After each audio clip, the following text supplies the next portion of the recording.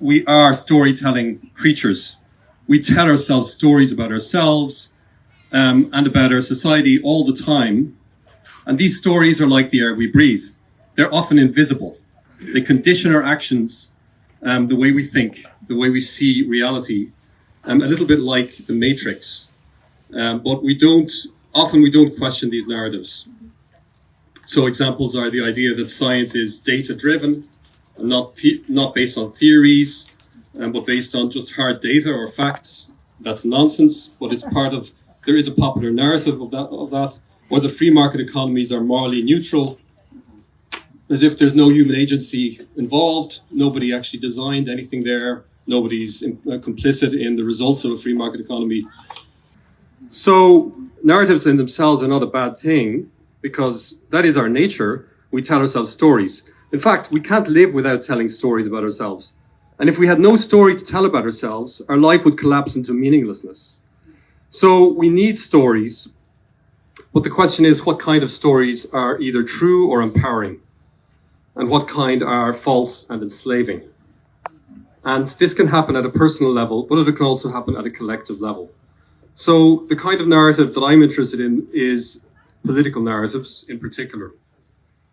And there is a particular narrative that we have about our society, which is the idea that our society is built on a kind of social contract, that somehow we citizens, or we, the people, have somehow authorized a government to rule on our behalf, that we have conferred our collective power on the government. So the government will now be sovereign.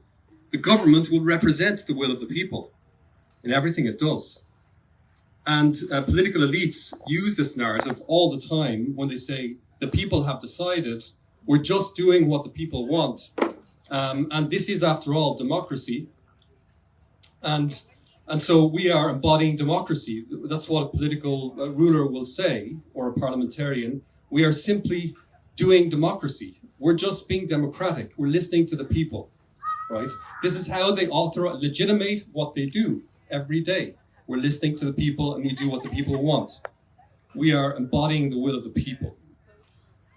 And this narrative is a false narrative, and it's a highly damaging narrative, and it's an obscuring narrative. It actually blinkers us from seeing the way society actually works and from seeing the way we can be free, individually and as a community. How does it blind us, and how does it blinker our view of the world? Well, essentially, it makes us think that the will of citizens can be channeled into a single parliament and represented in its actions. The will of a complex, very complex people, a people with many different regions, many different interests and needs, and many different also religious and personal beliefs. The notion that every person in England could be party to one social contract that then sort of confers their will on a parliament that will then represent their interests is actually crazy.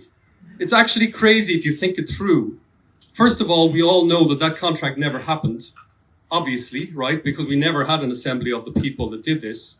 And second, even as a metaphor or as an image of power, it's completely misleading, because the parliament sitting in Westminster could never adequately embody the diverse wills of the citizens of England. It's just not possible. They couldn't do it. They couldn't possibly understand the needs and interests of citizens which are diverse across the country. And if they try to grasp it, they will collate it into simplifications, very simplified picture of what people need, right? Because they're not omniscient and they're not gods. So they can't see and they can't understand what's happening on the ground, even if they wanted to, right? That's just actually a hard limit on human nature. If you're sitting in a centralized parliament and it doesn't matter how good your staff is, I'm sure you were excellent on this MP staff, but they're not going to be able to gather all that information and understand it and concentrate it in a way that can be actionable and can be effective. They're not going to be able to do it. So this narrative of the sovereign people and democracy and national democracy is a false narrative, and it's damaging And it's damaging because ultimately what it does is it disempowers us from thinking about alternative channels of self-government, alternative ways in which we can govern our lives that are not, in fact, present in a nationalized democracy. So, you know, either the idea is there's a dichotomy, either we're free, and in that case, we just have to get the right party into Westminster, the right party has to govern, and then we could be liberated through their wise decisions, or we're enslaved because we have a bad party that just does a bad job. So the answer is we just have to vote for the right people. I'm sorry to burst some people's bubbles. I don't think I'll be bursting your bubbles, but some people's bubbles will be burst when they discover that it doesn't matter what party they get into Westminster. They will always be alienated and disempowered as long as there is centralized democracy or centralized governance. That is inherently disabling and it is inherently disempowering. So the question is, what do we do about it? So what I'm here to tell you or to suggest to you, and you can think about this, is that one of the most important steps to overcoming the damages of this narrative is the imagination, is to change our imagination, and is to start to think about who we are in a different way, to shift our view of ourselves. Okay, so that means educating ourselves. It means just opening our mind to a different way of thinking about society. So basically, who are we? Who are we? So if you live in England, what does it mean to be English? And what does it mean to be part of the English people?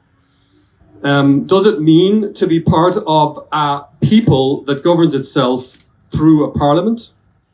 I think that if that's the way you think of yourself collectively, then I think that you're basically condemning yourself to slavery, to a form of slavery.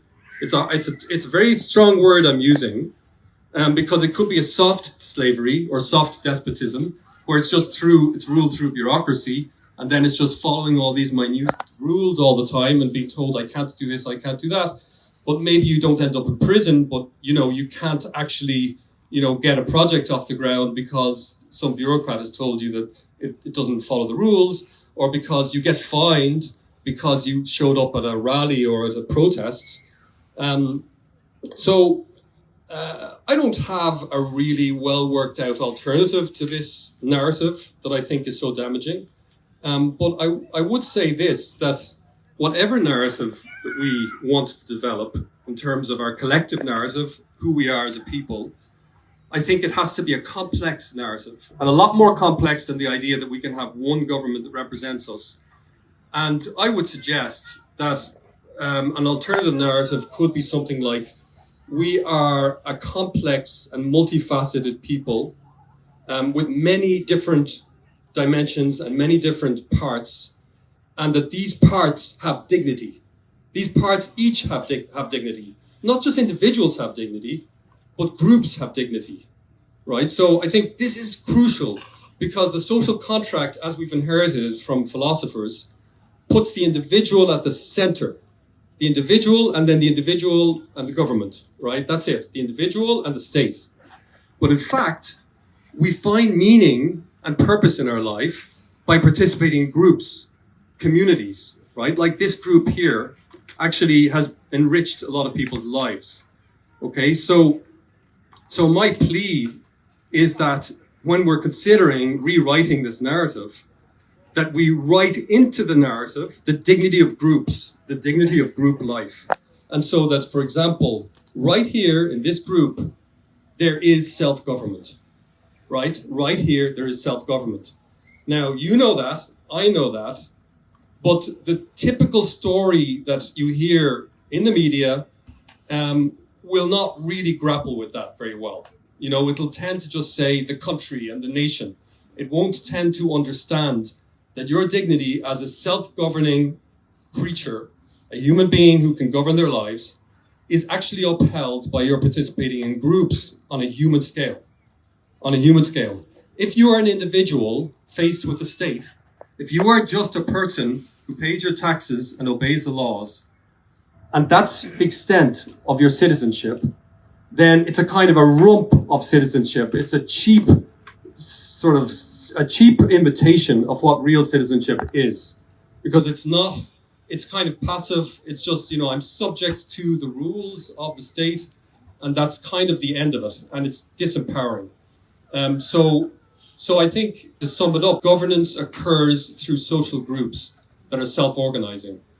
And what we need is, first of all, we need a narrative that gives recognition to the dignity of groups. And secondly of all, we need a legal system that starts to embody that narrative and give it life in the legal system, and also a political system. And the political system, insofar as it does that, I think we'd be talking about a highly decentralized political system, which England does not have, and the United Kingdom does not have.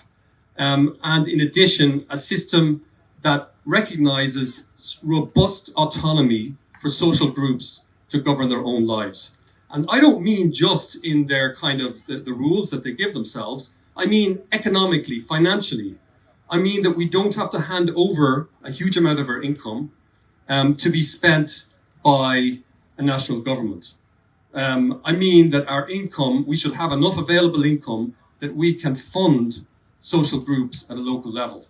Because if you find that 30% of your taxes are gone, have disappeared down a hole to fund the national debt, then you probably have very little money left over to fund your local initiatives. So this is why the tax system also needs to be reformed. This sounds like kind of a sort of a Christmas list or something that I'm putting out here. but just to say, the fact of the matter is there won't be change until you're able to envisage the change. So this list is a way of envisaging and shifting the narrative and envisaging what's necessary in order for us to enjoy real freedom, individually and collectively. Thank you. Thank you, David.